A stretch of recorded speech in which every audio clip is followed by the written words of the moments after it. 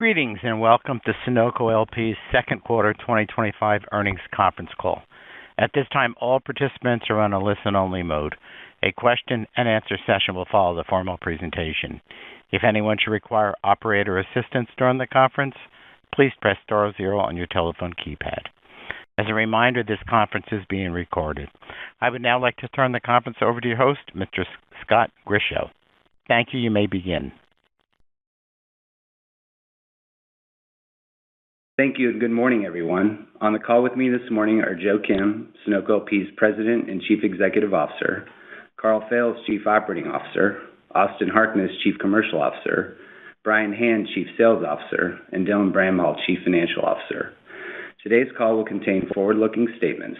Please refer to our earnings release and SEC filings for risk factors and reconciliations of non-GAAP financial measures, including adjusted EBITDA and distributable cash flow as adjusted. Our second quarter financial and operating results continue the good start to the year that we reported last quarter. The partnership delivered a record second quarter with adjusted EBITDA of $464 million, excluding approximately $10 million of one-time transaction-related expenses, and distributable cash flows as adjusted of $300 million. In the second quarter, we spent approximately $120 million on growth capital and $40 million on maintenance capital. This includes the partnership's proportionate share of capital expenditures related to our two joint ventures with Energy Transfer of $15 million for growth capital and $2 million for maintenance capital. We remain on track to meet our 2025 projected capital spend, which includes at least $400 million of growth capital and approximately $150 million for maintenance capital. Turning to the balance sheet, as of the end of the second quarter, our $1.5 billion revolving credit facility had approximately $200 million in outstanding borrowings. Leverage at the end of the quarter was just under 4.2 times. On July 24th, we declared a distribution for the second quarter of 90.88 per common unit, or approximately $3.63 on an annualized basis. This represents an increase of 1.25% compared with the previous quarter and resulted in a trailing 12-month coverage ratio of 1.9 times. This marks the third consecutive quarterly increase in Sunoco's distribution and is consistent with our capital allocation strategy and 2025 business outlook, which includes an annual distribution growth rate of at least 5%. I would like to conclude my remarks by stating that our financial position remains strong and we are on track to achieve our full-year EBITDA guidance. Looking at the business over the long term, we expect to continue our record of generating increasing distributable cash flow per unit, which will position us for ongoing distribution increases and additional growth. With that, I will turn the call over to Karl to discuss our operational results. Thanks, Scott. Good morning, everyone. The second quarter of 2025 marked another good quarter across all three segments. Supported by solid fundamentals and continuing returns on invested capital, our business is positioned to grow in the second half of the year. Starting with our fuel distribution segment, adjusted EBITDA came in at $214 million, excluding $8 million of one-time transaction-related expenses. Volumes came in at 2.2 billion gallons during the quarter, up 5% from last quarter and flat compared to the second quarter of last year. Reported margin for the second quarter was 10.5 cents per gallon, compared to 11.5 cents per gallon in the first quarter and 11.8 cents per gallon in the second quarter of 2024. Remember that our first quarter results included the annual makeup payment from 7-Eleven, which contributed about 1.5 cents per gallon to our reported margin. When you take a step back and look at our fuel distribution business, it continues to perform very well.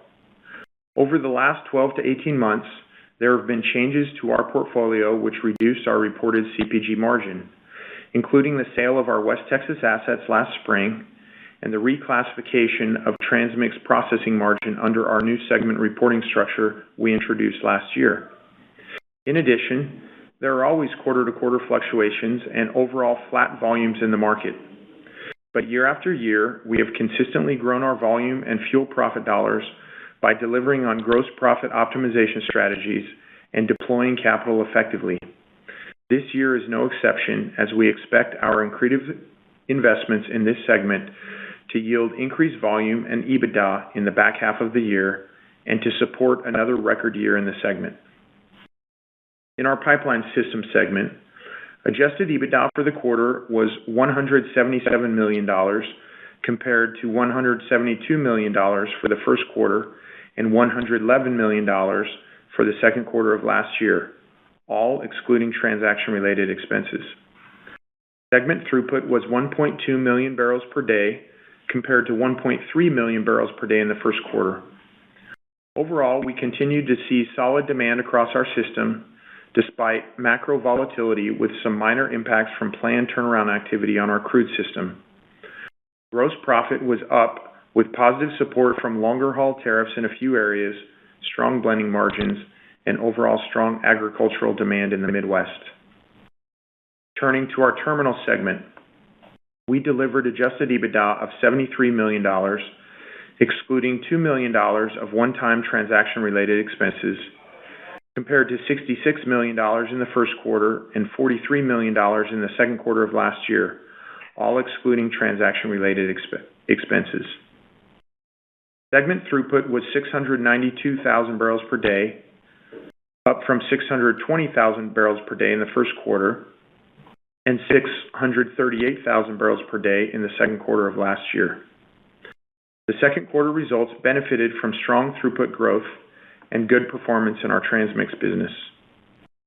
As we look forward to the back half of the year, we anticipate continued strong performance in both of our midstream segments. As we continue to grow our asset base, our focus remains the same: strong operational execution, expense discipline, commercial creativity and profit optimization, and ensuring we deliver strong results on capital that we deploy. I will now turn it over to Joe to share his final thoughts. Joe? Thanks, Carl. Good morning, everyone. We're halfway through 2025, and as expected, our business continues to perform well. Scott and Carl discussed the key details related to the second quarter results. Let me provide some additional comments about our business as a whole and an update on the Parkland acquisition. As I stated in our previous earnings call, we continue to raise the standard for Sunoco year after year. We provided strong guidance for 2025. Given our results to date and our expectations for the remainder of the year, we're on track to deliver on our full year guidance. All three business segments are performing well. Our fuel distribution business continues to demonstrate resiliency and growth. We expect the back half of this year to outperform a good first half, and we expect continued strong performance for years to come. Our pipeline and terminal segments also continue to perform at a high level. The NuStar acquisition greatly enhanced the scale and efficiency of both segments. Overall, the NuStar addition has been outstanding. This acquisition will deliver double-digit accretion. As a result, we recently announced another distribution increase, and just as importantly, we expect further distribution growth over a multi-year period. Continuing on the subject of growth, we expect to close on Tankwit, our acquisition of terminal assets in Germany and Poland, sometime early in the fourth quarter. As for the Parkland acquisition, their shareholders strongly endorsed the transaction with more than 93% of the votes. On the regulatory side, we're working diligently with the various regulatory agencies to get final approvals. We continue to estimate the close date to be sometime in the fourth quarter. Since we announced the Parkland acquisition 3 months ago, we're even more confident that we will deliver on the acquisition economics. Parkland's base business is solid and improving. In fact, Parkland announced yesterday a record second quarter, showing that they have improved materially from their 2024 results. Combining the two companies will be a win for equity holders, debt holders, employees, as well as the countries we operate in. As the process plays out, we'll provide more specific details. But for now, we can tell you that we're highly confident that we will deliver double-digit accretion while maintaining a strong balance sheet. Let me wrap up with some brief thoughts on recent macro developments. The announcement that the federal EV tax credit will expire later this year further adds to the evolving market consensus that refined product demand will remain robust for decades to come. This has always been our long-held belief. We've executed our strategy based on this conviction. As a result, we have grown materially over the last 5+ years.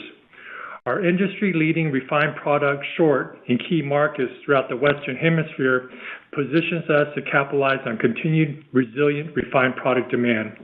Operator, that concludes our prepared remarks. You may open the line for questions. Thank you. At this time, we'll be conducting a question-and-answer session. If you'd like to ask a question, please press star 1 on your telephone keypad. A confirmation tone will indicate your line is in the question queue. You may press star 2 if you'd like to remove your question from the queue. We ask that you please limit to one question and one follow-up. For participants using speaker equipment, it may be necessary to pick up your handset before pressing the star keys. One moment, please, while we poll for questions. Our first question comes from Spiro Dounis with Citi. Please proceed with your question. Thanks, operator. Morning, team. First question, maybe a two-part question on Parkland, if we could. Part one, Joe, as you mentioned, been a few months since you've announced the deal. Sounds like you've had some time to get in and take a look under the hood a little bit further.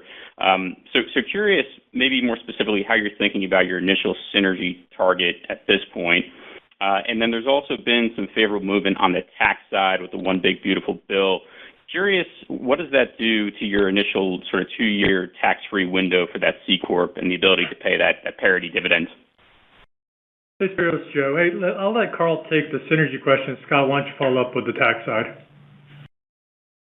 Yeah, good morning. This is Carl.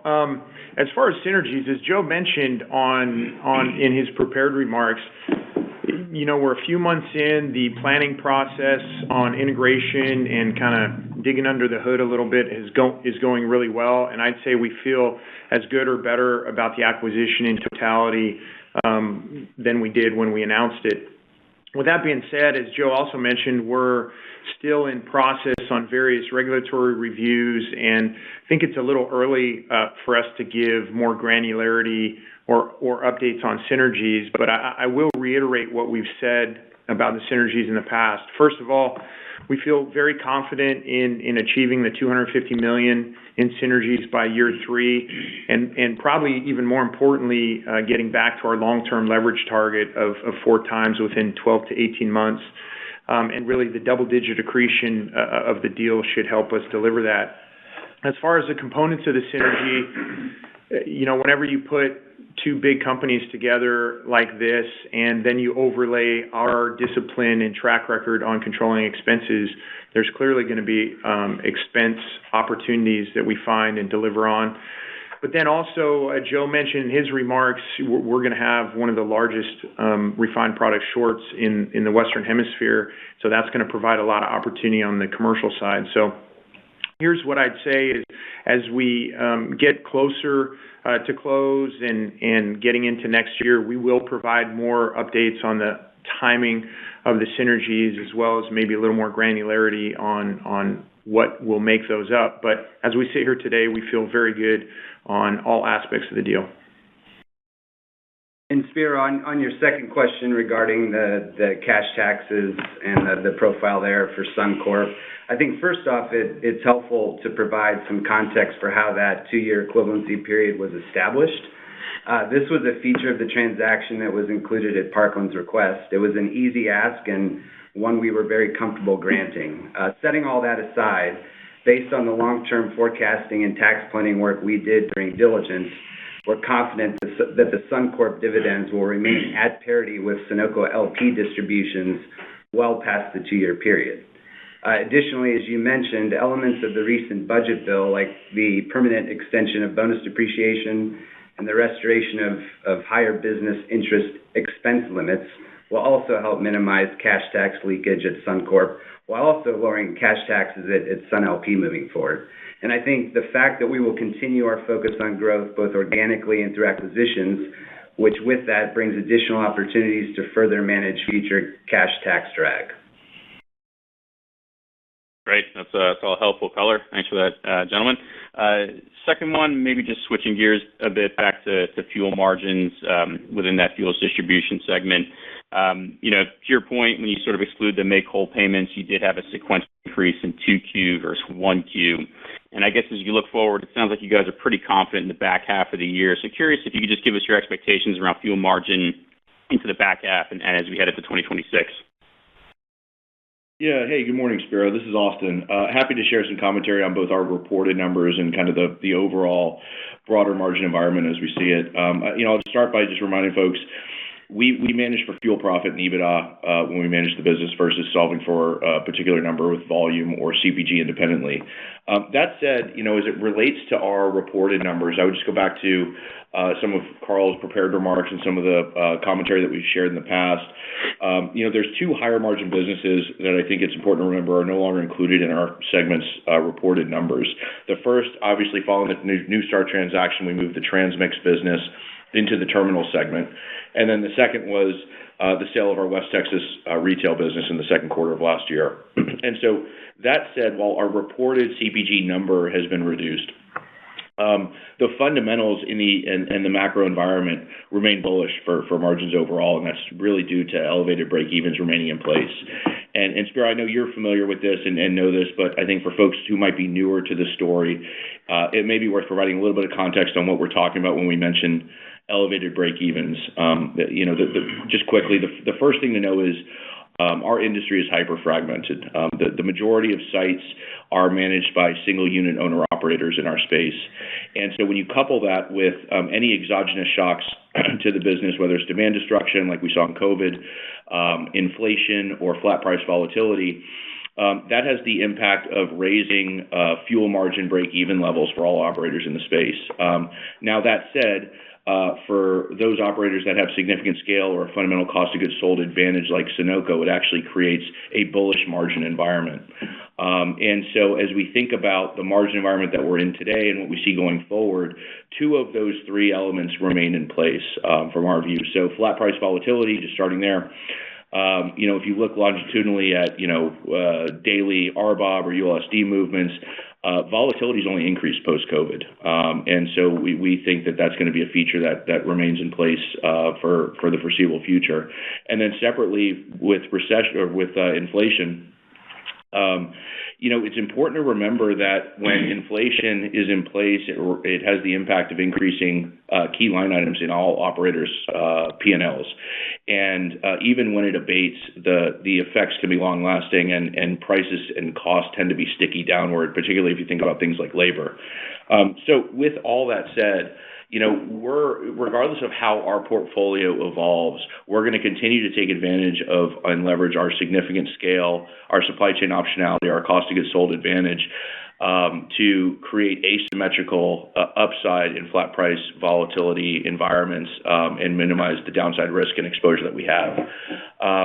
And so, with all that said, I think, the so what that I'll end with is the fundamentals for the fuel distribution business remain very healthy.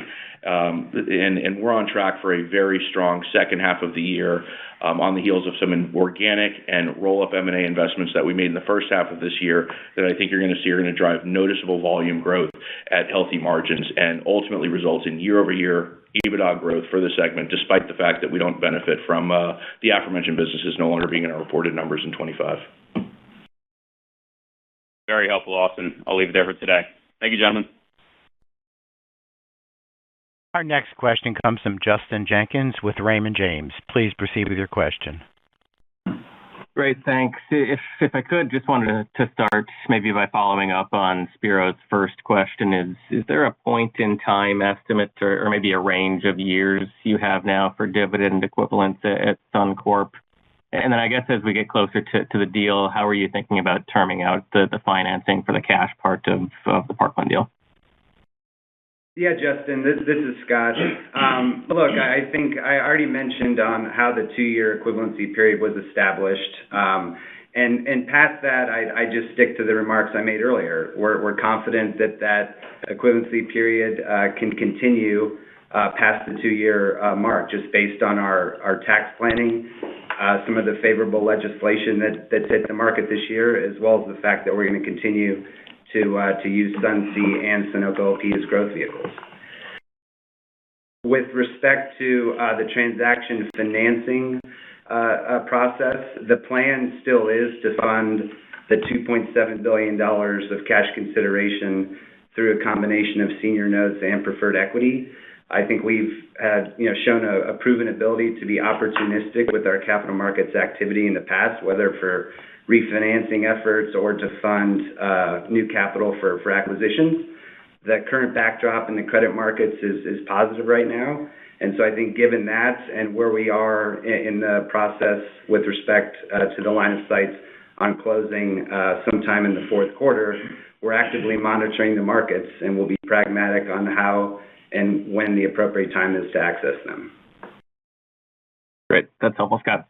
I guess second question maybe for Carl or Austin, just on the underlying demand backdrop within the U.S. and outside. Any impacts in the second quarter from headline volatility that we've seen, and what have the recent trends been in terms of the underlying demand backdrop here? This is Austin. I think, the trends that we saw kind of heading into the end of last year continued into the beginning part of this year and continued in the second quarter. We're seeing a lot of the same things I think that you're probably seeing. We've mentioned we don't have a crystal ball when it comes to volume or CPG margin. But we're seeing some of the same things with, year-over-year demand from an EIA standpoint, for gasoline being, flat to maybe slightly off. Diesel came out of the gates at the beginning of the year strong, but has waned, along with some other economic activity indicators. That said, we expect to continue to outperform these trends, I think, as a result of our growth capital and capital deployment strategy, whether it's organic or roll-up M&A. And overall, we feel really good about the fundamental health of the business. And like I mentioned previously, anything that results in demand destruction, ultimately, we see as bullish for the margin case. Awesome. Thanks, guys. Our next question comes from Jeremy Tonet with J.P. Morgan Chase. Please proceed with your question. Hey, good morning, everyone. This is Eli on for Jeremy. Maybe just wanted to touch on capital allocation post Parkland and Tankwood. Obviously a meaningful free cash flow inflection coming. And, I think with New Star, we saw you guys kind of delivered ahead of schedule and delevered very quickly thereafter. So how should we think about sort of the approach to M&A and, types of organic or inorganic opportunities, whether there's more bolt-ons or larger size deals out there? Again, recognize you're still digesting here, but just the longer term approach as you see it now. Sure. This is Joe. After we close on Parkland, our top two priorities are very clear. Integrating the acquired asset and getting the synergies, and secondly, get our balance sheet back to our 4X target. We feel very confident we'll deliver on both, and after that, we'll assess the market and see what the market opportunities are. And to give you a little bit more insight into it is really kind of going back to what I think I've said, quarter after quarter. When it comes to growth and when it comes to evaluating opportunities, we use the same lens that we've used over and over. We're looking for, first, a stable cash flow profile. Second, growth opportunities on an acquired asset. Third, material synergies, and finally, and obviously, attractive valuation. So I guess regardless of, geography, size, or business segments that we look at, those are the criteria we're going to use to create value for our stakeholders. If you look back at our history, we've done small roll-up domestic fuel distribution acquisitions. We did a big midstream acquisition last year with New Star, and now we're going to do a big international opportunity. Our history shows that we've consistently delivered, and we're in a very good position to continue to be an accretive growth company. And having all these multiple options, be it various business segments, geographies, size, it's a good position for us to be in. Awesome. Appreciate the color there. And then just a quick one, shifting back to Parkland. Can you guys remind us exactly when the ICA was filed? Was that in June? Just thinking, about that 4Q25 timeline, and obviously that's kind of a key item to keep an eye on. Yeah, Eli, this is Scott. I think what I'd couch for all of the regulatory items is that we're working through the approval processes for each. They're all proceeding as expected, and we're tracking to close in the fourth quarter. All right, I'll leave it there. Thanks. As a reminder, if you'd like to ask a question, please press star one on your telephone keypad. One moment, please, while we poll for questions. Our next question comes from Ned Baramov with Wells Fargo. Please proceed with your question. Hi, good morning. Thanks for taking the question. Based on Carl and Austin's comments, it seems that the typical seasonal slowdown in fuel distribution volumes in Q4 is not expected to occur this year. So can you maybe provide more details on some of the initiatives you have in place and the investments you're making that will drive the stronger second half results? Yeah, sure. This is Austin. Happy to provide additional context. I mean, just to confirm, we are poised for a very strong second half of the year in the fuel distribution segment, and we expect that outperformance even when you include the $32 million makeup payment from 7-Eleven in the first quarter. You've heard Joe and others talk about the build versus buy decision that we make from a capital allocation standpoint. And this year, the market's presented opportunities for us to execute against both.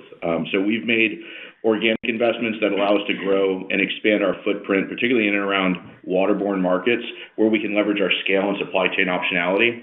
And we've also executed multiple roll-up acquisitions that we're going to be able to quickly integrate and synergize that'll be accretive to the business in the second half of this year. So when you add all that together, I think that's what is driving the confidence in the back half of the year for EBITDA growth that's ultimately going to result in year-over-year growth for the segment, driven on the heels of volume at noticeable volume growth at healthy margins. Understood. And on those roll-up acquisitions, can you maybe talk about size or if there's additional inorganic opportunities for the second half of the year? Hey, Ned, it's Joe. Let me build on what Austin said. And I think it's the key concept that I think for people that know our story, I know you're familiar with it. For people that are new to the story, I think this will be helpful. One of the key concepts that we have that we use in our fuel distribution is this whole build buy. We have a good pipeline, obviously, of organic projects, but we've also, throughout the last 5+ years, we've capitalized on small fuel distribution roll-ups. The opportunity set is ample, and we have the ability to either flex up or flex down on these market opportunities. That's the reason why we purposely provide a minimum when providing annual growth capital guidance. For 2025, back in December, we stated our guidance was going to be $400 million plus. What this does is this acknowledges that we know that we have enough organic growth opportunities as a baseline, and we have the ability to flex up when highly attractive roll-up opportunities present themselves. This year, whenever we started planning out 2025, we thought there was a material number of roll-up opportunities for us to do, and we got off to a very strong start on that side. And that's what Austin's referring to, where the back half of the year, he used a couple of, I think, key words: noticeable volume increase and continuation of attractive margins. These roll-ups and organic opportunities that we performed the first half of the year, we'll start seeing the payoff starting in third and fourth quarter. As far as the continuation of these opportunities on a long-term basis, organic, we have a multi-year good pipeline of that remaining at a very consistent high level. And as far as roll-up opportunities, small, I guess the way I would classify small is under $100 million total purchase price. We think there's a lot of those opportunities out there. Austin mentioned this is a highly fragmented market where 60% plus of the market is single store operators. So we think that opportunity is robust. This year, what we did is, like I said, we got off to a fast start. We anticipated a fast start. We pulled back a little bit whenever we were working on the Parkland transaction. We knew we were going to get that signed, so we pulled back a little bit so we can allocate the appropriate amount of time to due diligence and integration. But we're in a good position. Hopefully that provides you the insight why we're so confident the second half of the year is going to be strong for us. Very clear. Thank you. We have reached the end of the question and answer session. I'd now like to turn the call back over to Scott Grischow for closing comments. Well, thanks for joining us on the call today. As we said, there are a lot of great things to look forward to in 2025 for Sunoco, and we look forward to updating you across the year. Please feel free to reach out if you have any questions. Thanks for tuning in, and always appreciate your support. This concludes today's conference. You may disconnect your lines at this time, and we thank you for your participation.